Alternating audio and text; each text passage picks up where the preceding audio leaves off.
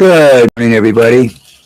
Something went haywire yesterday, and then I think what happened is if you didn't see it live, the archives aren't wasn't working. So I don't know for sure. I want to check on it later.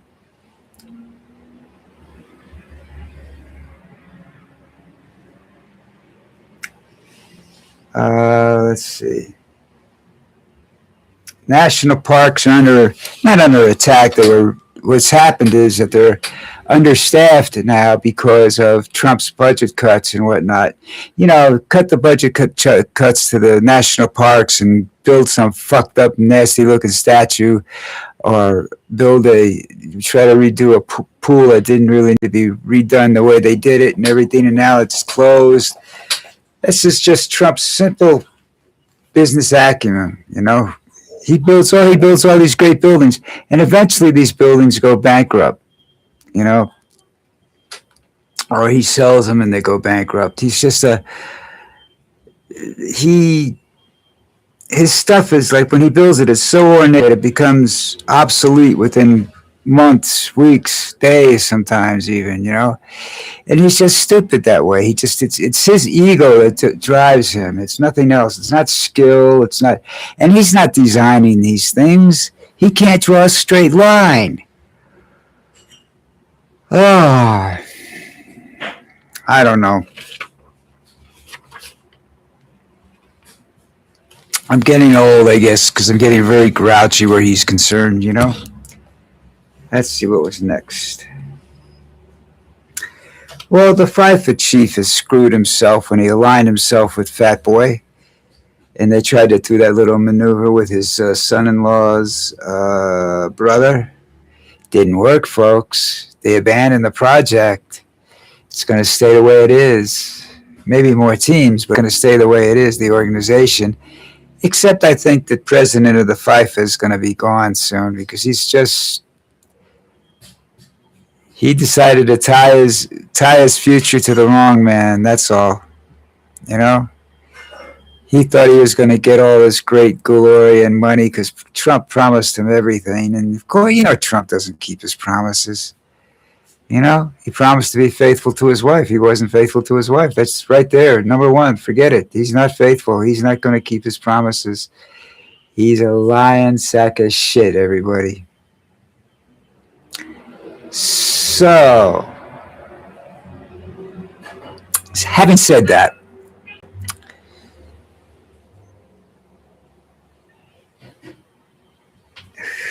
news stories. Now, I was reading this story this morning. I can't remember. I just to show you that it did not stay with me because I don't even remember the title.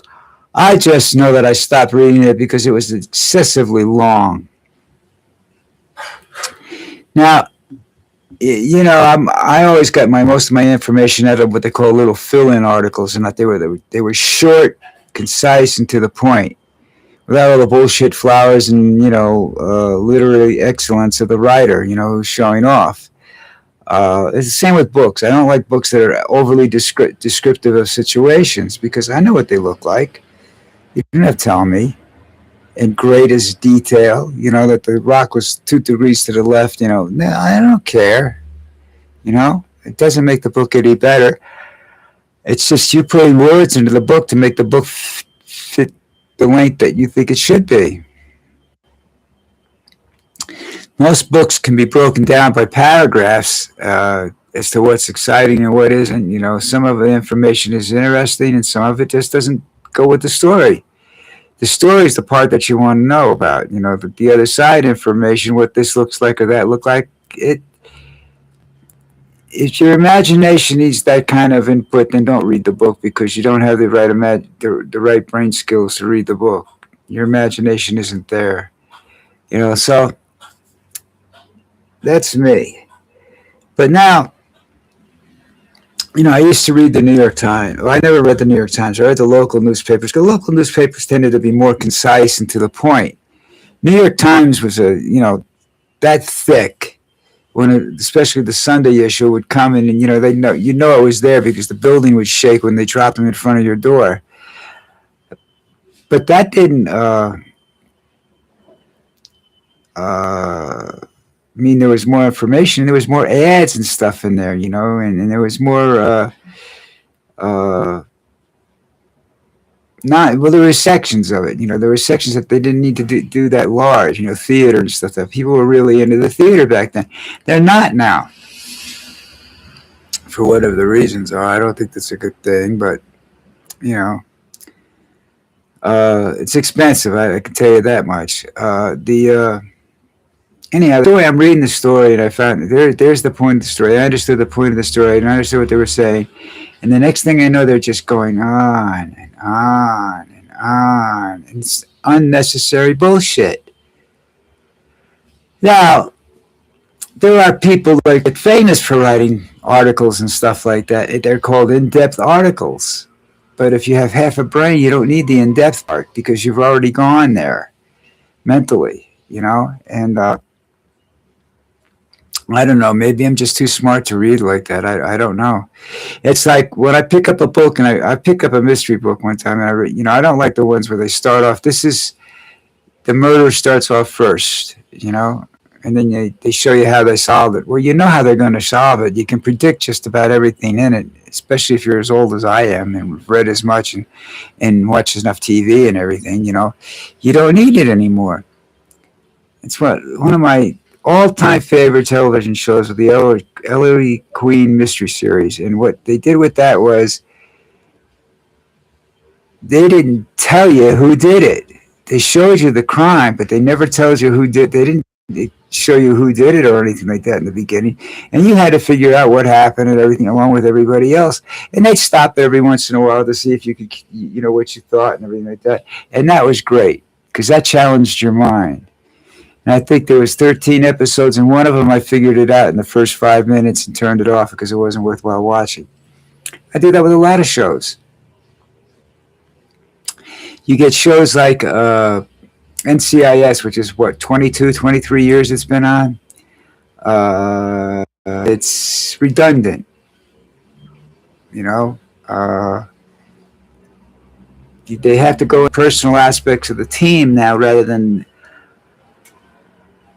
just solving crimes. Excuse me. Sorry about that. Just solving crimes because the crime issue is solved in the first 5 minutes. You know who did it. They're going to find out. And it doesn't. The same thing happens every week with different. You notice after a while. If you're a real fan of a show, you'll notice after a while that the stories get redundant. And that's people running out of imagination, or that your imagination is far too fanciful for the situation. That's where science fiction comes in handy. You read science fiction and you can expound on theories and everything else. And it's not hard to come up with a new crime. You could take the same crime and write it different ways with different elements of carnage and what they're involved. Oh, I don't know why I'm so tired. Something's wrong with me. That's 3 times I've yawned. Well, it is live. But maybe that's just my theory of I'm remembering reading that story this morning because that's what happens to me, It's like one of the reasons I keep these to around 15 minutes is because I believe people's attention spans is about that long. For bullshit, and unless you're dealing in facts and it's stuff the guy doesn't know, mine's a lot of opinion. You know what's going on. You're just listening to my opinion. You listen to my ranting and raving, and I know that at about 10-minute mark I start to fade. Not when I'm doing it, but when I'm watching a video, I start to fade around 10 minutes. The first time I ever noticed that was in church with all these devout Catholics surrounding me, And about 10 minutes into it, you watch the kids start to get antsy, and I was a teenager at the time, and I started to just, and I don't fall asleep like that, I was just totally, my mind just would go, I start having sexual fantasies or something about a nun, and it just got out of control, It wasn't worth it. So that's one of the reasons I stopped going. But I did notice that, and I followed it with other things, and you find these guys falling asleep. I was in a mass down here for it was either a baptism or they were honoring my father-in-law. I don't remember uh, which one it was. But anyhow, I'm watching it, and I'm watching it. They get to around the 10-minute mark. This guy starts speaking. You know, they do I think it's called the homily. I'm not sure. Don't ask me because I really don't understand. I'm not very much up on that stuff anymore. But anyhow, he's standing up in the pulpit and he starts talking. And he's talking. And I'm watching the people around me. You know, young ones have a blank stare in their eyes. They're not even paying. They're just not there anymore. They're out. They're gone. And I'm watching the older ones go. You know, and I'm saying to myself, I said, watching them is the only thing that's keeping me awake. This guy needs to shut up. He's exceeded his time limit for these people. They don't want to. They're starting to fade real fast. They don't know that. And priests tend to speak in a monotone. You know, which is they don't inject any humor into it at any point in time or anything else. You know, that's current into their story. So it tends to put people to sleep. Well, that's why I keep mine down to 15 minutes. 15 minutes is a minimum I think I could do and still get some exposure. 15 minutes is about, and I've been going over lately, but that's just because I reached the end of what I'm talking about and I start bullshitting. And bullshitting is what I'm best at, you know. So I just keep going and going and going and going and going and going and going. Like the ever ready battery rabbit, you know what I mean? But yeah, that's why I do it.